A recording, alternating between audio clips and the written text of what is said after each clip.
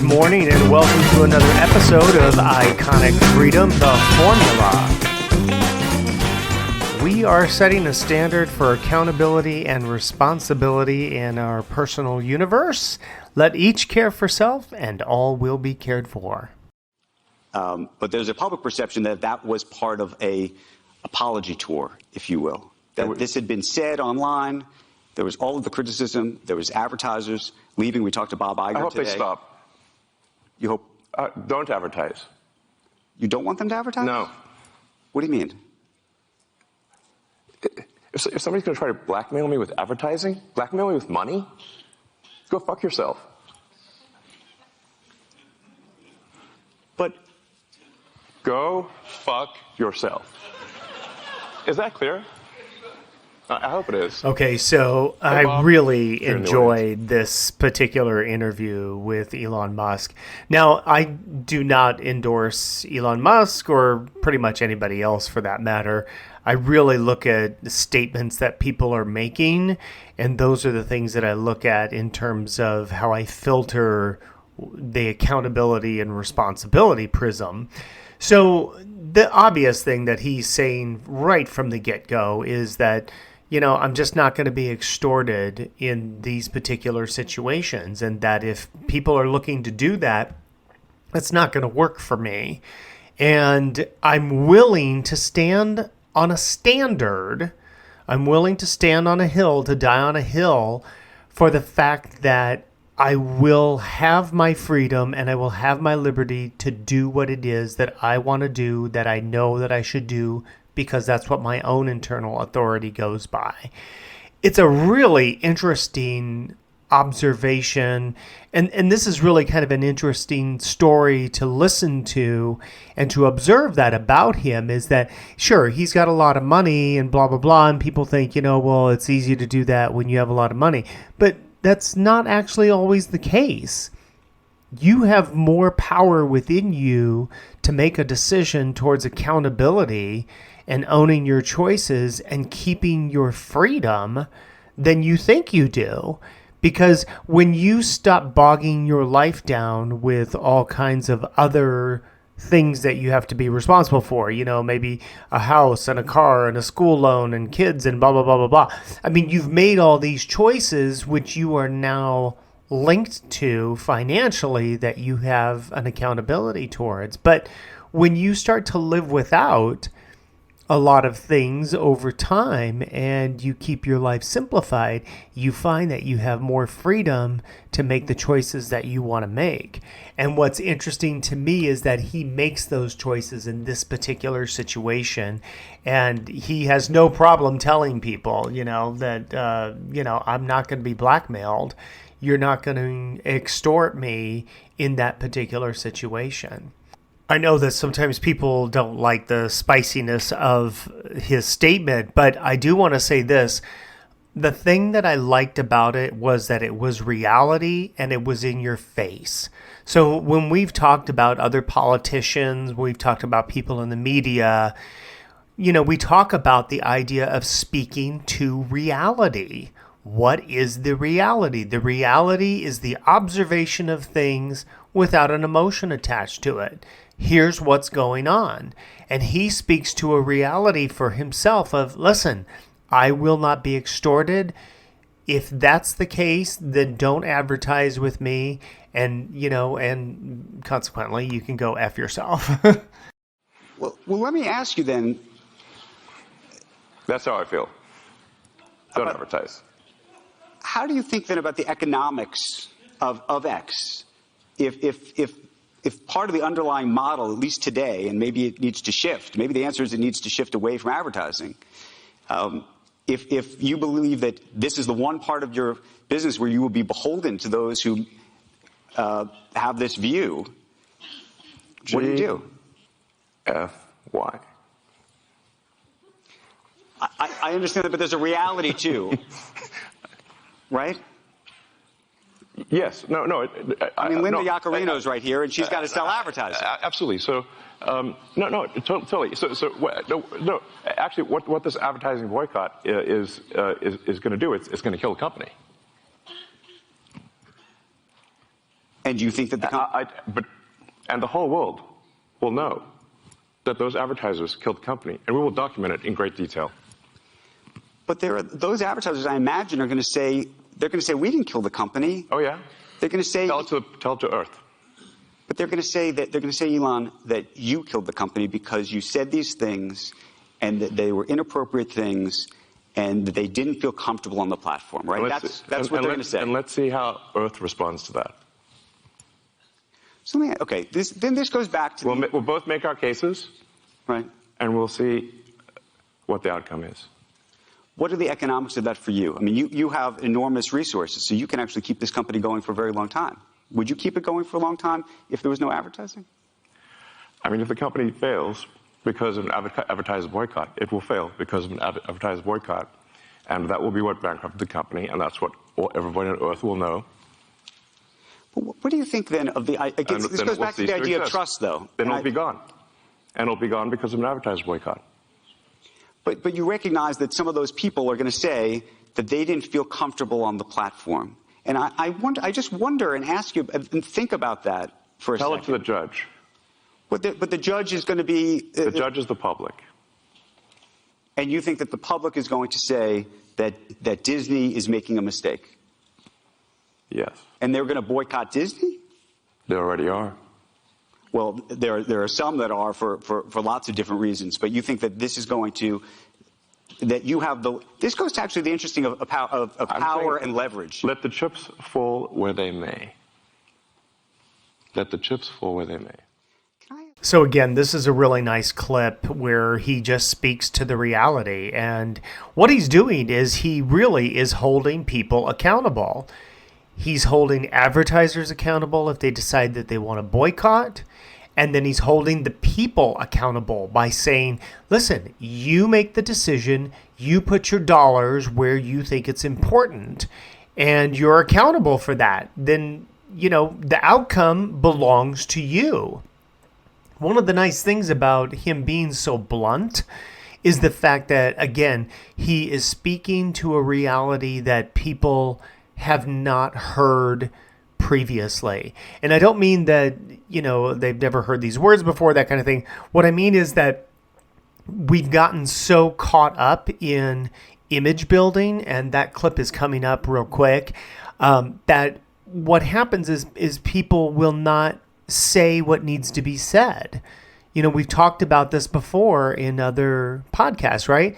Say it out loud, say it in whatever words you want, because as adults, we'll figure it out. We'll be able to sift through whatever it is that we need to sift through and make the decisions based on the information that we need. But we can't do that if people are playing games, right? And if they're trying to wordsmith things and, do all kinds of other shenanigans. So it's really kind of cool that he's willing to just speak to the reality, say it the way it is, and let the chips fall where they may. Right. There's not a let the chips fall where they may approach to those businesses, I don't think. No, we focus on making the best products. And Tesla's gotten to where it's gotten with no advertising at all. I understand that. Tesla currently sells twice as much in terms of electric vehicles as the rest of electric car makers in the United States combined. Tesla has done more to help the environment than all other companies combined. It would be fair to say that, therefore, as a leader of the company, I've done more for the environment than everyone else, any single human on Earth. How do you feel about that? How do I feel about that? Yeah, no, I'm asking you personally how you feel about that, because we're talking about power and influence and... I'm saying what I care about is the reality of goodness, not the perception of it. And what I see all over the place is people who care about looking good while doing evil. Fuck them. Okay. This is one of my favorite clips in this particular interview with him because it's talking about image building. Now, I don't know if you've been listening to other podcasts and, commentary on this particular interview that was done with him, but this is one of the points that I think is really worth... To me, I think there's value in being able to point it out, is that he's talking about image building, that people are more concerned about looking good rather than just having been a good person. How do you become a good person? By developing the qualities of the standards that you want to live by, that have that foundation of accountability and responsibility. I own my choices and I can respond to my choices, and I would do no harm to others. And it's so amazing that it just flows from him in that moment that, I'm kind of sick and tired of seeing people that, keep trying to appear as though they're doing good when in fact it's off the backs of other people that they are actually supposedly doing this so-called good deed. I mean, we've talked about that. Milton Friedman has talked about this. We also had Christopher Hitchens talking about this. You've seen it in the movie clips that we went through for the Christmas movie, where people are always trying to, off the backs of other people, trying to look good, rather than just be a good person, be accountable, and make your choices, and let others decide what that is of value to them. You already know the value for yourself. You don't have to keep beating the drum. You already know who you are. If you're a quality person, you don't have to tell people I'm a quality person. They'll just see it, right? They'll be able to observe it. I think I told a story one time of a physical trainer that I worked with where he was saying, well, I was, trying to be a good person and trying to help out. I said, I wish I could extract that out of your DNA once and for all so that you never had to deal with that again, and that you would just be the person that you are. Reveal who you are by the choices that you're making. Because what happens is you'll start compromising your choices when you're trying to be a good person. If you're not trying to be a good person, you're not trying to image build, then what happens is you'll start making choices that are accountable and responsible. And again, you're just going to let the chips fall where they may. And I did do my best to clarify afterwards that, I certainly do not mean anything anti-Semitic in that. The nature of the criticism was simply that the Jewish people have been persecuted for thousands of years. There is a natural affinity, therefore, for persecuted groups. This has led to the funding of organizations that essentially promote any persecuted group or any group with the perception of persecution. This includes radical Islamic groups. Everyone here has seen the massive demonstrations for Hamas in every major city in the West. That should be jarring. Well, a number of those organizations received funding from prominent people in the Jewish community. Right. They didn't expect that to happen. But if you generically, right, without condition, sort of fund, if you fund persecuted groups, in general, some of those persecuted groups, unfortunately, want your annihilation. And what I meant by that, when I subsequently clarified, is that it's unwise to fund organizations that support groups that want your annihilation. Is this coming across clearly? Yeah, no, it is. My question to you, though, I think logically this makes a lot of sense. Is there any part of you, just tell me what happens, though, once all of this happens? Let's say you fund a group, and that group supports Hamas, who wants you to die. Perhaps you should not fund them. Right. But you do. Thank you. I really enjoyed this piece of it because, so this issue that's going on over in Israel and Hamas, and he talks in depth about this to a certain degree and some things that he tweeted out. And not only is he being accountable, he's owning his choices for the things that he said, but he clarified why he said what he said in helping people to understand that, look, you're making choices in your life. And if you don't want to be a victim, well, then pay attention to your choices. And it's not against, he's not saying that, there's something wrong with the Jewish people in the fact that they want to defend their lives and defend life itself. Of course, every person's going to do that. That's a natural instinct, right? But what he is saying is look, if that's how you feel about your life, if that's the standard that you have set for your life, why are you giving money to people and organizations that want your annihilation, that want you dead?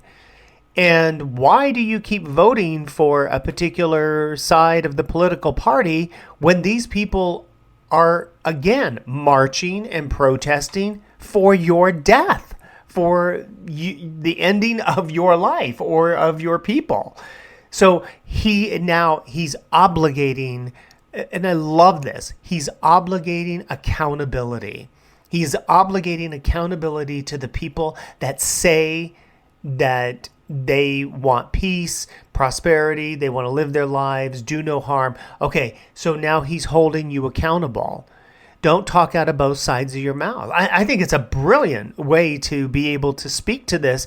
And not surprisingly, how many people came out and started giving him a hard time about it, trying to say, oh, you're anti-Semitic. And it's like, no. You don't want to be held accountable. So you want to try to find some sort of fault or some flaw within the statement.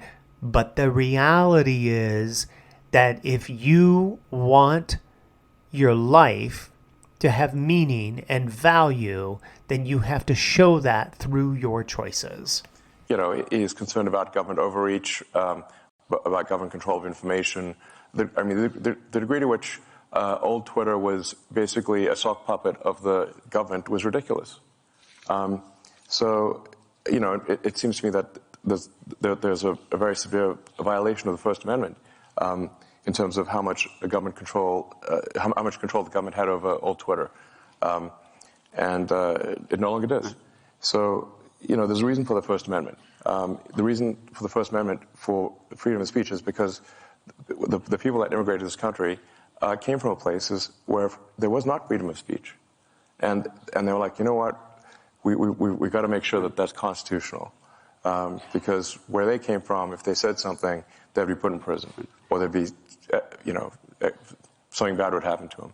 So, and freedom of speech, you have to say, when is it relevant? It's only relevant when someone you don't like can say something you don't like, or it has no meaning. And as soon as you sort of, throw in the towel and concede to censorship, it is only a matter of time before someone censors you. And that is why we have the First Amendment. And of course, this is part of my mantra in my own life is, listening to people talk about being censored and being sensitive to, hate speech. There is no such thing as hate speech. Some notes that I wrote down when I was watching this particular thing is that we've heard this before, right? We've heard this from Milton Friedman, but most especially if you go back and listen to the podcast with Christopher Hitchens, we talk about how at some point, when you are fighting to censor other people, eventually they will turn and they will turn it on you. And that was one of those brilliant statements that the like Christmas podcast that I was talking about with Christopher Hitchens, where he talked about that he was talking about the play A Man for All Seasons. And, when the guy was talking about, you'd strike down the devil, if it meant that you could do this. And then who would you turn to when you've struck down all the laws and it turns itself on you? And that is the same thing. And I thought this was brilliant. I thought this was a great piece. I thought this was a really good thing to be able to say to people. If you listen to the entire speech, you're going to hear at some point where he talks about trust. And something occurred to me about that is that people want to trust because they don't want the responsibility. Well, what does that mean? That means you don't want to take the risk. You want somebody else to take the risk. And if you take nothing else from this podcast today, I hope you take this, that trust is a BS term. It's a way for you to abdicate your accountability, your responsibility, and it's a way for others to try to do the same. Observe that through your day-to-day interactions with people when they say, well, I trust you. Yeah, because you don't want to be responsible. And what is it that they want to be responsible for? They don't want to be responsible for the risk that you have to take in every choice that you make and every outcome that would eventually come from whatever that particular choice would be. So I hope you're enjoying the dissection of these types of things as they come up, and it's relevant to the season or to the politics of what's going on. Hey, it is time to end this podcast, and I appreciate you so much for coming in and spending some time with me on this Sunday. If you would, hit that like button, and if you have any comments or questions, just drop those down in the comments section. If there's something that you want me to cover, be sure to drop that in there as well. Share this with your family and friends. You never know when it might help them to do something. I will catch you here next week, and I hope you're out enjoying your holiday season. Make it a great week.